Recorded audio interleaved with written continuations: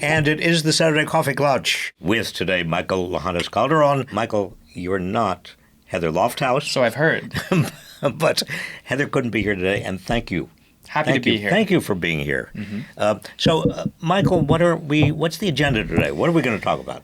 Well, big surprise. We've got to talk about the Musk-Trump breakup. Oh. I know. Yes. Oh, but also, ooh, yeah. I would say. I mean, there is both there's a cringe, and there's also a yes, great. A lot of that, and I think we'll get into that. And we're also going to talk about the stuff that's behind all of that, which is the walls closing in or perhaps being hit by Trump as he's attempting to do all sorts of things, right? Okay, now you didn't understand, or you didn't know this about me, but I was, in my undergraduate college days, I was a director. Really? Yes, of theater.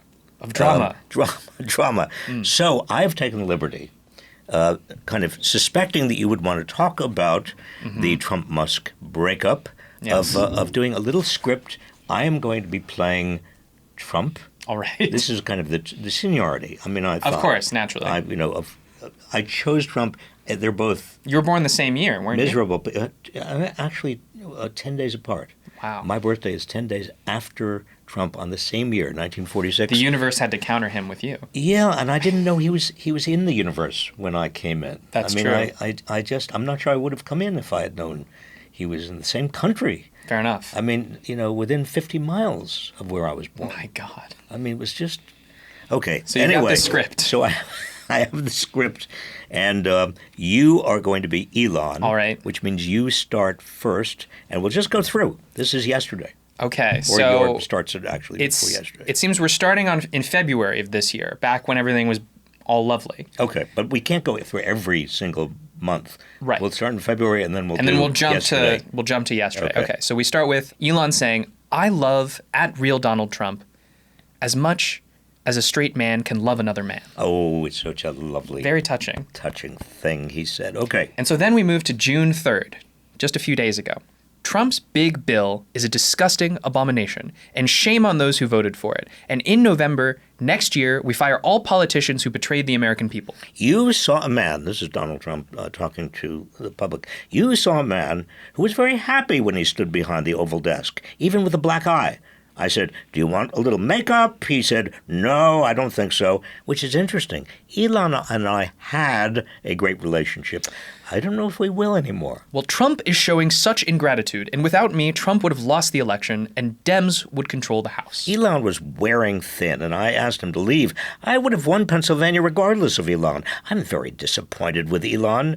He knew this bill better than anyone, and he only developed a problem when he found out I would cut the electronic vehicles mandate. To this, Elon then retweets a post from a supporter who calls for Trump to be impeached and replaced with Vance simply by saying, yes. The easiest way to save money in our budget, billions and billions of dollars, is to terminate Elon's government subsidies and contracts. I was always surprised that Biden didn't do it. Well, SpaceX will begin decommissioning its Dragon spacecraft immediately because of Trump's threats to cancel contracts. Elon is suffering from Trump derangement syndrome. Well, now it's time to drop the really big bomb. @RealDonaldTrump is in the Epstein files. That is the real reason they have not been made public. Have a nice day, DJT. Which then Elon goes on a posting rampage. He reposts a video of Trump partying with Jeffrey Epstein in 1992 with a emoji, which he does all the time.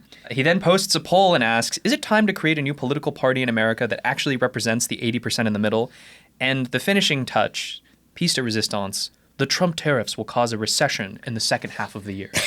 Well, it's tempting, Michael, to be delighted and to find all this very funny. But the fact is that, you have these two extraordinarily wealthy narcissists who were running the country and have, this bromance is broken up. But the fact that these two people ever got to positions of power. Oh, it's astonishing. I mean, but it's also an indication of just how much our oligarchy has taken over. I mean, they are the oligarchs. They are representing the oligarchs. Big money, maybe? Big money and big power. I mean, it's the united front of big money and big power. And so the headlines are big money and big power start coming apart, but it's still there. The structure is still there. And I mean, on the big money point, it's also funny to see Elon sort of explicitly saying, I gave Republicans a bunch of money so they could win. This is one of those instances where the veil comes down and you actually see the power structure. Mm-hmm. I mean, also when Donald Trump says, I'm going to take away Elon's contracts, or we should take away his contracts, his SpaceX and his satellite, and Elon says, no, well, try to do that. Yeah. Try to do that. See what happens. Did you see he also said this morning he's going to sell his Tesla that Elon gave him? Yeah. Or yesterday morning, excuse me. But what's interesting to me is that, for example, just take SpaceX. Mm-hmm. SpaceX is responsible for something in the order of 95% of all of the payloads going into space right now. And also one of the only ways that astronauts can get to and from the International Space Station, exactly. Which is why he mentioned the Dragon spacecraft. Exactly. So who is more dependent on whom? I mean, that's what is really going on here. It turns out, in terms of SpaceX, the United States is more dependent on Elon than Elon is on the United States or Trump. Which is not what you want, right? Generally, a country being dependent on a single individual is concerning, you right? Don't want it. I mean, this is exactly a replay of the first Gilded Age, when these, the robber barons, the equivalent of Elon Musk, mm-hmm. had control over the entire steel industry, the oil industry, the car industry. I mean, just a handful. And what did we as the United States have to do, starting with Teddy Roosevelt in mm-hmm. 1901 and then all the way through Woodrow Wilson? The question was, do you break them up or do you regulate them? And what did we do? Well, we did both. We did both. But it's a similar question today with Starlink and with SpaceX. There's a serious issue here. Do you break it up? Do you create more competition? Do you try to regulate? And I think that the regulatory option or the nationalization, I mean, one option floated by Steve Bannon, of all people. He seems to keep popping up, doesn't he? It's kind of amazing. Easily pops up like a bad penny pops up, even though there are no pennies anymore. Steve Bannon is saying we ought to basically nationalize SpaceX. But it's not a crazy idea because when you have that much power and that much, I mean, the satellites have now something in the order of 75 to 80% of all ground-to-earth satellite business, putting Musk in the position of being able to exert control over other nations. Why should he have that kind of power, the richest person in the world? And space exploration, I mean, that's just a return to the norm, right? Or at least the historic norm of NASA. Well, that's it. The historic norm was NASA. The United States basically made these decisions and controlled mm-hmm. all the contracts. But now it is basically one man. Who arbitrarily on X, his own platform, will say, I am canceling the manned capsule to the ISS on a whim. And then this was the other development yesterday. Some random X user with 184 followers said, maybe you shouldn't do that. And he was like, okay, I won't. In the course of 24 hours. Okay, but here I want to get back to this theme. Yeah. You've got two people, okay, Trump and Musk, both with extraordinary arbitrary power mm-hmm. in a democracy in which nobody is supposed to have that kind of arbitrary power. So either you use antitrust laws or you nationalize, in the case of Musk, and with Trump, you use Congress and the courts and all the other ways we hem in executive power. But this is all about power. Let's mm-hmm. not fool ourselves. And what happened on Thursday and a little bit on Friday in terms of the Trump-Musk bromance ending, we really do have to understand it in terms of these extraordinary underlying currents of oligarchic power. But Bob, let me push back in a way that I hear lots of people in our comments pushing back all the time. Isn't, they call the Senate the greatest deliberative body in the world, or senators call it that anyway. But it's so slow. The legislative process is stymied. What has the government ever done quickly or efficiently? Surely policy by the speed of an X post is better. No, but that's the price we pay for democracy. That's the price we pay for self-government. I mean, yes, it could be a strong man. You know, Mussolini made the trains run on time. You can have a strong man that takes over. I mean, Singapore, which is the model for a lot of Silicon Valley. You know, they would like, a super technologist to take over. And, freedom cities and all of that, and right? have a freedom city like Musk has in Texas. But if you want a democracy, you've got to settle for something that is inefficient, that is slow, that is frustrating sometimes, but at least everybody is involved. And it works for the common good rather than just the person with the biggest bank account. Yes, right? And the common good is not just an accumulation of the profits of every big corporation or the assets of every wealthy person. The common good transcends individuals or corporations. The common good is something that we understand as a set of ideals that are handed out to us from people who have sacrificed their lives. I mean, we're going to be soon celebrating the 250th anniversary of the beginning of the United States Army. I mean, Trump wants a big parade down Pennsylvania Avenue. Well, no, this is not the common good. This is what he wants is to go back to the time when we had a king. You know, we fought 250 years ago. We fought against King George III. He wants to be King Donald II right now, second term. But no, we want to fight that, and we have to fight it. I mean, even the tariffs. He arbitrarily, Michael, puts in these tariffs, which are really taxes. And do you remember what was the thing that Thomas Paine and everybody was saying during the Revolution? No taxation without representation. I think that's still on some license plates. Well, if I remember correctly, in Washington. Well, it may be, but that's what King Trump is trying to do. So no King's Day, and I want to put in a plug. I know you're going to be out there demonstrating. Yeah. I am, and I hope you are too. This is going to be June 14th. And June 14th, we're not celebrating Donald Trump's birthday.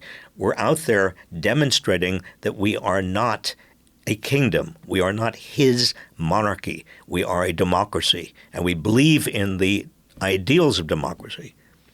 Well, on that note, I think we can get into some of the walls that wannabe King Trump is running into in our democratic system. Well, I think they're all related. This is all related, Michael, because I think he runs into these walls. And what is his natural instinct? His natural instinct is to rage. Oh, of course. What else can he do? He rages, but then he finds sort of these scapegoats. But let's talk about the walls first. We can talk about the chaos in Congress, right? And the big, beautiful disaster that seems to be moving or shambling along without any actual, result, right? It's a big, beautiful bamboozle. There you go. That's better. BBB. It is, because the Congressional Budget Office finds. Now, this is the Congressional Budget Office. This is a nonpartisan group, It's nonpartisan, right? And they're very courageous. They've done a good job. They're headed by a Republican. But they say that the cost is going to add $2.4 trillion to the national debt at a time when the national debt is already so large. And sorry, this is the Republican Party, the party of we don't like the deficit and we want the national debt, and they're raising it? Well, this is what's spooking the bond market.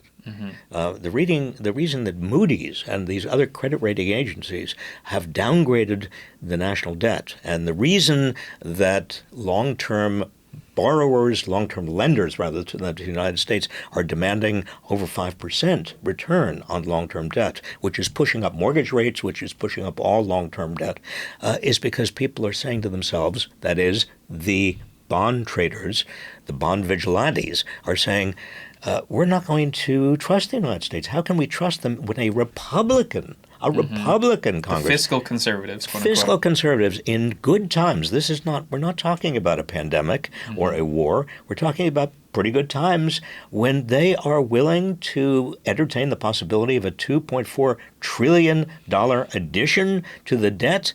Well, we can't trust it. No. It's all about trust. And that long-term debt starts mounting. Those bond demands in terms of returns on bonds keep going up, and you get a run on the dollar. I mean, the dollar actually internationally is no longer as preeminent as it was. Well, then that's when you buy Trump coin. That's that's when Easy. Solution found. Well, if you want to be really diabolically paranoid, you could say that's what the libertarians want. Oh, of course. In your Freedom City, you've got your Trump coins for your private fire department. That's right, and you can go and you have your colony on Mars. Yes. If all else fails. Yeah, that's your summer getaway. Yep. Well, and Bernie had a good point on the bill, which if we're talking about the amount of the deficit that is going up, like what's in it, right? We've got, if I'm remembering correctly, and by which I mean looking at my numbers here, why aren't they cutting $664 billion in tax breaks for the top 1% from that bill? Well, wait a minute. $664 billion in tax breaks for the top 1% in that bill. Why aren't they cutting that? That's what Bernie said or asked rhetorically. But it's a very important question because if you are on the verge of cutting $700 billion from Medicaid, which provides health insurance for 40% of the nation's children and a huge number of adults. Why do you have to do that why not just instead not give a tax break, $664 billion tax break to the top 1%? Yeah, and I was going to get back to that Medicare point because this is not rocket science, Elon. Even Elon, it's funny. I doubt he was paying that close attention, but he retweeted a post in his rage yesterday that included a point that said, you should just cut the tax cuts. And I was like, whoa, hold on. But Elon has held on to every tax break he possibly can. He doesn't pay. The amount of taxes he pays relative to his income and relative to his wealth is, a disgrace. Oh, certainly. A complete disgrace. And that quote tweet, all it was just part of his raging against Trump and trying to wreck the bill. No, but all of these connecting the dots, very, very important, because what we have here is, again, an expose. It's the veil really lifted, and you can see all the inner workings of the power in this country, the power structure of America. And when Bernie says $664 billion in the bill, the bill which cuts, essentially 10.9 million people off of health coverage for an equivalent amount of money, roughly speaking. You're talking about literally taking a stack of cash from people who are trying to get health care and giving it to rich people. Exactly. This is not just Robin Hood in reverse. This is cruel Robin Hood in reverse. And it is intentional. This is exactly what the oligarchs wanted. This is why they put Trump into office. Trump promised them another big tax cut. And don't forget the big corporations. They're getting $420 billion in tax breaks too. So that's on top of the 664. Yeah. So and these big corporations, that's the last thing they need. They have never been as profitable as they've been in the last few years. They have used their monopoly power, and they do have monopoly power, to keep prices high. Consumers basically decided that they didn't want to continue with Joe Biden because they thought prices were too high. And the failure, to the extent that there was any failure in the Biden administration, was not even pushing hard enough on antitrust, on busting up these centers of power. Although, to his credit, Biden did a lot more with antitrust than either Clinton or Obama did. And sadly, not enough. No. But if you have these gigantic centers of power called corporations, again, you have the choice of either busting them up or regulating them. You don't want to just privatize government, and that's what Elon Musk's Doge was after. Right, under the guise of cutting waste. Under the guise of cutting waste, there's a lot that could not be cut, but it was cut with the notion that the private sector, i.e., Elon or David Sachs or other Silicon Valley potentates would take over those functions and make a lot of money off them. Of course. And they're using that same waste, fraud, and abuse. It's the mantra basically over and over and over again. Just yesterday, Senate Republicans said, well, maybe now we said we weren't going to touch Medicare, but there could be waste, fraud, and abuse in that too. And it would be a shame if we didn't cut Medicare. And it's like, every sacred cow is Open season. Waste, fraud, and abuse. Do you know how long they've used waste, fraud, and abuse, Michael? Since Since before you were thought of. I believe that. Now I know I don't want to dwell on our difference in age, but there is a half century here, and I want to just say that I heard waste, fraud, and abuse in the 1950s. Oh my gosh. And attacks on socialism and attacks on communism, and it's not a new playbook. I mean, the characters change, but the playbook is very, very similar. At the very least, the playbook that they're attempting to use isn't totally successful. The theme of this section is Trump is hitting some walls. So can we shift to immigration and the courts? Yeah.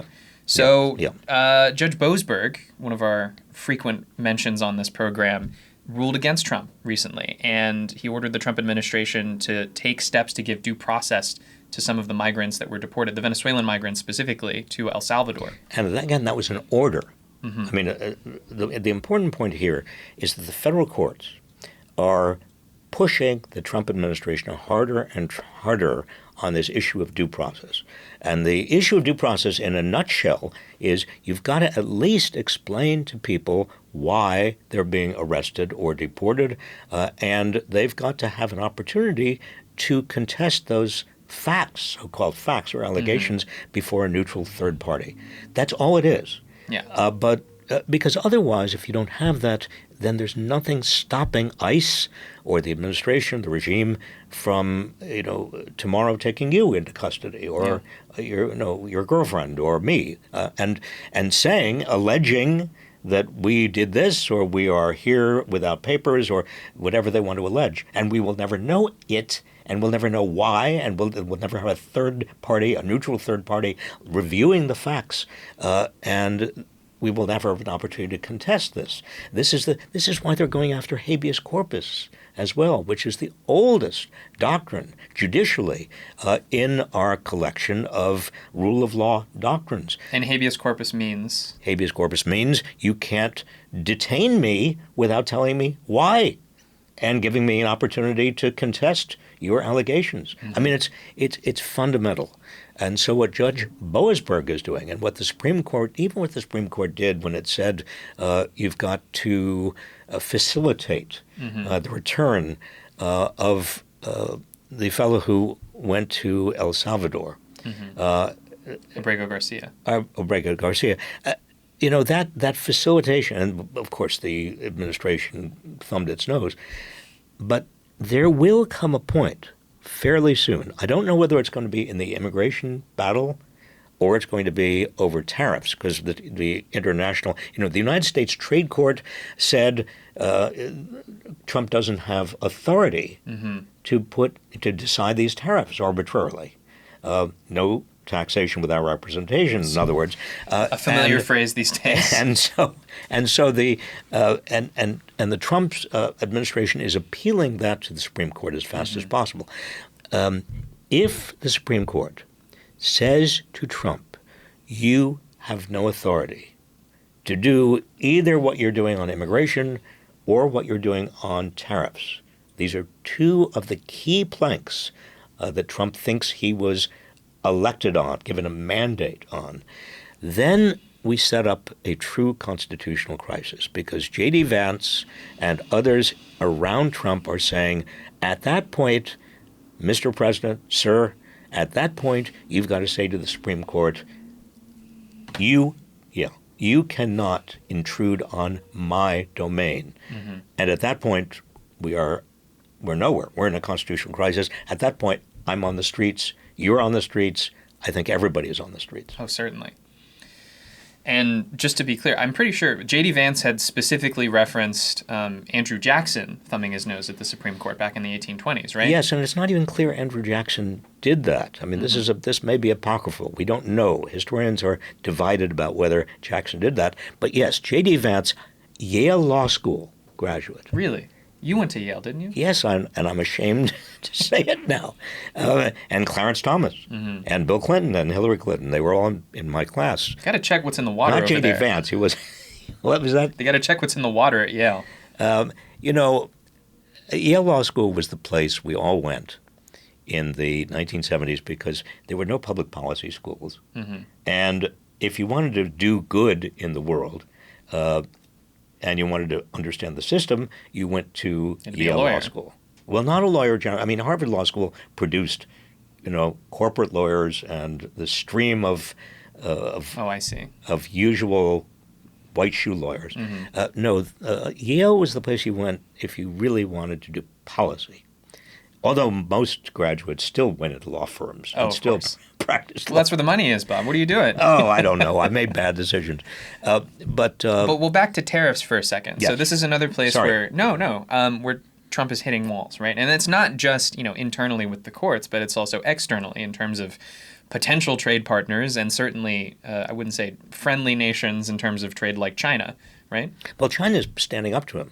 Xi Jinping and Trump had an hour and a half discussion and on telephone. Now, can you imagine? I mean, I didn't even know Trump was has an ability to have a discussion for an hour and a half. I can't imagine with what the anybody. Transcript of that must look like. I can't either. Mr. Xi, would you give me some goods, please? But he's getting nowhere. I mean, the Chinese, one thing that they do very well is that they take the long-term view. They are very patient. They know whatever they have got to deal with is going to be gone, at some point. And that's the way they're dealing with Donald Trump. They're not going to cave in to him, and he knows that. Why would you? Well, this is why Xi Jinping and the Chinese are a very good representation of the kind of walls that Trump is now hitting. The courts, China, and China with regard to trade. What other walls? Well, I mean, I think tariffs was the last big one that we were going to talk about today, but I think I have another one for you. Oh, you have another one. And that is the Senate. The Senate Republicans are not going along with the big, beautiful bill. Oh, well, I was reading about this. I mean, part of this is just Senate pride, right?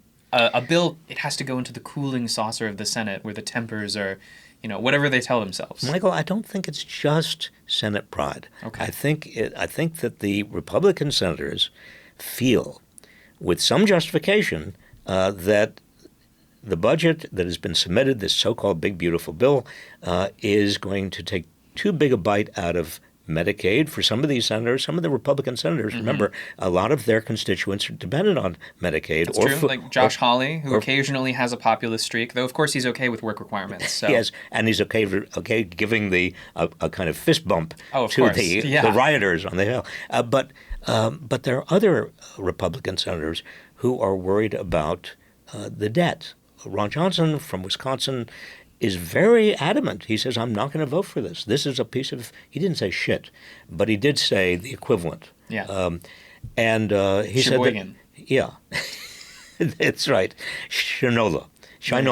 And so that they are not going to go with this. The Senate Republicans can afford to lose only 3 Senate votes. The Democrats are not going to go with this. And already I can count maybe 5 Senate Republicans that have said under no circumstances. So this is a big wall for the president, for Donald Trump. You've got his immigration policy, you've got his tariff policy, and you've got his big, beautiful bill tax cut. Right. And they're all stymied. If he's hitting all these walls, what is Donald Trump doing? Well, he's getting into a pissing match with Musk. But he's also, every time he is cornered, we know, and we saw this again and again in his first term, he goes for the cultural populist jugular. He finds scapegoats. Because he wants to be in the center of the ring. And he wants to look powerful. He wants to look powerful. He doesn't want to look like a loser. He wants to look like a winner. And if he can't win on the big stuff, he wants to show the country that at least he's winning on the stuff that we know is just posturing. Yeah, but his base loves. I mean, like going after Joe Biden, opening an investigation of Joe Biden and Joe Biden's use of his auto pen. Now, If I'm remembering correctly, you used to run an auto pen for a certain member of Congress back in the day. Yes, I did. Bobby Kennedy, Robert F. Kennedy, the first. I'm not talking about the junior. Right.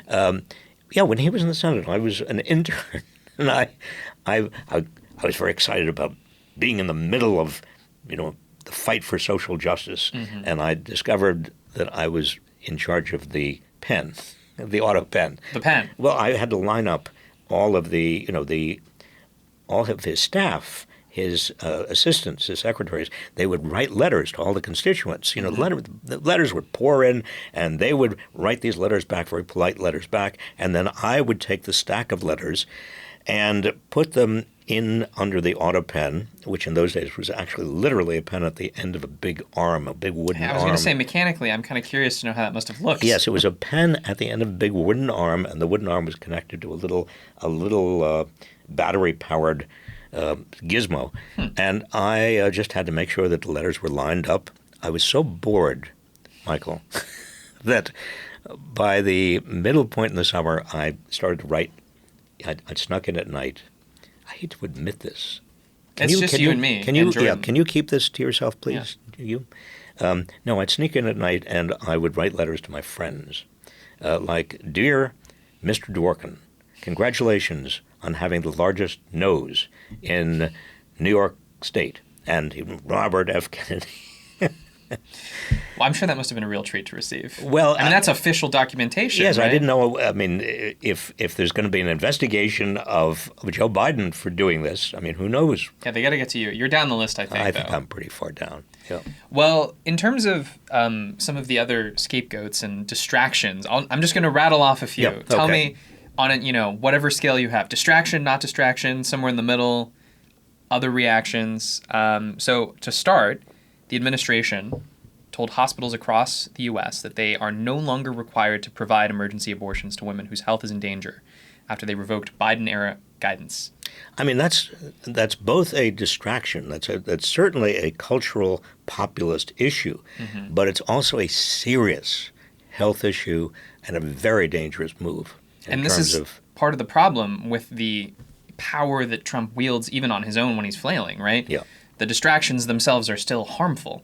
Yes, that's right. And but we've got to understand, these almost immediately are appealed to federal courts, and the federal courts then have a choice as to whether they issue a temporary restraining order, or sometimes called an injunction, to stop the administration and keep the status quo while the cases are being prepared for litigation. And I expect that that's what's going to happen to this. And presumably similar for some of these other things. For example, there was Hegseth. Well, actually, I assume maybe Hegseth. I mean, Hegseth himself is a distraction. That's true. He's just a... Did you see? This is actually off of our list, but there was a rumor that Tulsi Gabbard was trying to prepare Fox News-style briefings for Donald Trump, which I don't know what that means. I guess a fake TV show? What it means is he doesn't read. Ah. So the only way you can get into his brain is if you have something that looks like Fox News, right? And he watches Fox News, he watches television, and I think that's Tulsi Gabbard is very smart to do it that way. Yeah. But Hegseth is making a mincemeat of the Pentagon. I mean, it's a problem. Now he did. What did he do that was on your list? So it was specifically that he ordered Harvey Milk, who was a gay rights icon, where there was a ship that was named after him, to have his name stripped from the ship and have it renamed. Well, this is serious. I don't want to make light of it, but it is clearly a cultural populist move because that's what the Trump regime is doing. Right. They're picking on gay rights, LGBTQ. They want to go after women and after people of color. And I mean, to the extent that they can stir the pot and be politically incorrect and get liberals enraged, yes, that is a distraction from the big walls that Trump is now hitting. And another big one, Harvard, who continues to be in the crosshairs of the administrations, Trump signed a proclamation that would suspend visas for new Harvard international students. Quite quickly, too, I think. On that one, it is serious because this is part of his attack on higher education across the board. And Harvard is at the top of the pinnacle most visible, of higher education. And some 47% of Harvard's students are international. So if you're saying you can't get to Harvard on a student visa, you are cutting dramatically into Harvard's undergraduate population. And you're also cutting into the flow of scientists because the administration is making it much harder for scientists around the world to come to places like Harvard, which have been, that's been our seed corn for scientific research and scientific development for years. But it is, in the context we're now talking about it, Michael, it is a kind of distraction, a cultural distraction. I mean, think about it. For many years, the country has felt that Harvard hates America. In fact, there was even a book called Harvard Hates America. Wow. Before your time. Before my time, but provocative title. I can see why it probably flew off the shelves in certain places. Well, in certain places like Dayton, Ohio. Could be. Where are you from? Yeah, thereabouts. Yes. Well, in the heartland, there is the assumption that Harvard hates America. So this is it's both a serious issue, and I don't want to make light of it. Yeah. But it's also clearly a cultural crimson meat, if you will, for the base. That's right. But in all seriousness, Trump continues to find things like this. And I think the big one that people were talking about this week was the reinstitution of something that I remember from when I was in college, the travel ban. Yep. And this was to more countries than previous, a wider range. And he also had restrictions on an even larger list of countries, too. Are we just doing the first administration again? I mean, it seems like he has the same old tricks to try and, Well, remember, the Muslim ban did not get through the courts. Yeah. They struck it down. And so he retreated to countries that were Muslim majority countries. Yes. And it's sort of what he's doing once again. But I think the big picture here is that there is no national crisis. I mean, it's not as if the Trump administration, Trump regime, I prefer to call it, began with a huge problem of terrorism or a huge problem from Muslim nations.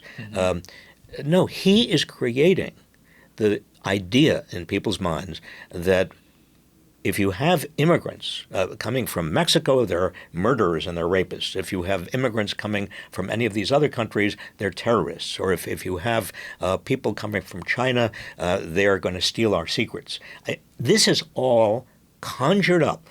This is all a scene that is a nightmarish scene that is created by Donald Trump to justify Donald Trump doing what Donald Trump is doing to distract people from the real thing he's doing, which is making the oligarchs and himself even wealthier and centralizing ever more power in Donald Trump. Yeah, he screams invasion off to the side. Meanwhile, Meanwhile, with his hand out. Exactly. That's what's happening. And I don't want to minimize the consequences of these cultural riffs that he goes on, but we need to understand the big picture. Heavy stuff, but well, it is heady stuff. And I have a question for you. Oh yeah, please. And that is, and I don't want to overstate our age difference, but it fascinates me. Okay. No, it does. It really does fascinate me, Michael, because again, we're talking over a half century, you and I, and people in their mid and late 20s are looking at a different future than I am. I mean, I'm almost at the end, I hate to say it, in actuarial terms. You're at the start. You're looking at a country that is coming apart. Literally and figuratively. I'm looking at a country I used to recognize. I don't really recognize it anymore. And you're also looking at issues like climate change that are going to affect you. And if you have children, they're going to affect your children. I look at climate change. I'm concerned, obviously, that they will affect my children and my grandchildren, but it just feels somewhat different. Yeah. So I don't expect you to speak for your whole Sure. generation, but are you optimistic? Are you pessimistic? Are you... I think I'm less optimistic than I have historically been. I think what's interesting is I find a lot of people looking backward more than forward because it's hard to know what's coming for all the reasons you just said, whether it's climate change or our political system. But, you've got people reaching back for inspiration, heroes. When we talk about Bobby Kennedy, right? That appeals to certain generations of folks. I think about FDR sometimes. I think about... Do you? I do. Well, I mean, if you think about, the kind of rhetoric, you don't really hear it coming out of, I hate to say it, the modern Democratic Party and You leaders. hear nothing coming out of the model. I mean, Yeah. Bernie Sanders really is not... didn't start off as a Democrat. He was an independent. AOC doesn't, unfortunately, from my standpoint, represent the heart of the Democratic Party. She's a democratic socialist, which also publicly limits her in other parts of the country, Well, right? we're getting ahead of ourselves in terms of chronology here. That is when the Democrats have to start thinking about their candidates and when they have to start thinking about 2026. But I think one of the problems today is that there are not powerful, charismatic, young Democratic figures who are capturing the public's imagination in a way that it gives the public some indication of what they should do and what the central problem is and what the central challenge is and what your generation is up against. Yeah, I think that I'm hopeful someone will emerge, but I'm sure there are plenty of people who would say, well, it's up to us, my generation, collectively, for those people to stand up, right? Exactly. And that also means, and I know you were talking about this on a podcast the other day with another creator, V from Under the Desk News, that the Democrats do need to address the gerontocracy problem, or at least the gerontocracy accusation. And I have standing to talk about this. Yeah, there you go. I mean, I'm 10 days younger than Donald Trump. I disagree with him on everything passionately, but his energy is amazing. I mean, it really is amazing. I guess we got to start eating more McDonald's. Or taking whatever he's taking. Well, that too. One story that I keep on wondering about is whether Elon Musk is giving him some... Oh, some ketamine. Ketamine. Can we say that? Are we allowed to say that? We're allowed to ask the question. Okay. It just strikes me there is a gerontocracy issue. There's a problem. And it's particularly with the Democrats because a lot of the Democrats are quite old. They're getting on. A young generation needs to rise up and emerge in the Democratic Party. Or where is it going to go? I think it's a good question to leave our viewers with as we close out our program. But on a lighter note, Bob, I have to know, what are you watching? You mean on television? On television. Well, on streaming services, whatever. Well, see, that's a difference between us. I would say television. You would say streaming services. Yeah. If you had asked me 30 years ago, what am I watching on streaming services, I would say, what are you talking about? Well, anyway. Hold on. Do you have a TV? I do. There's a lot of people that I know that don't have televisions. I actually didn't have a television for like a whole 2 years. Well, what do you... You just watch it on your computer. Yeah, but it's a little tiny computer. And if you want to there's watch... a whole big screen, little screen debate that goes on the internet. You can read about it later. Can you get a big screen computer? You can. Big screen with the same resolution as you can... all things are possible with capitalism, Bob, but, I mean, amazing. Yeah. So anyway, your question, what am I watching? Yeah, what are you watching on your TV? I'm watching a very interesting, very, very good, actually, Danish series. Oh. The problem is you have to read the captions. I thought you spoke Danish. And the title is The Legacy. Mm-hmm. And it's terrific. It really is terrific. Wonderful acting. I don't know any of the actors. Well, they're Danish, so that makes sense. They're Danes. Yeah. They're great Danes. Okay. I mean, really. But no, I would recommend it highly. And what are you watching?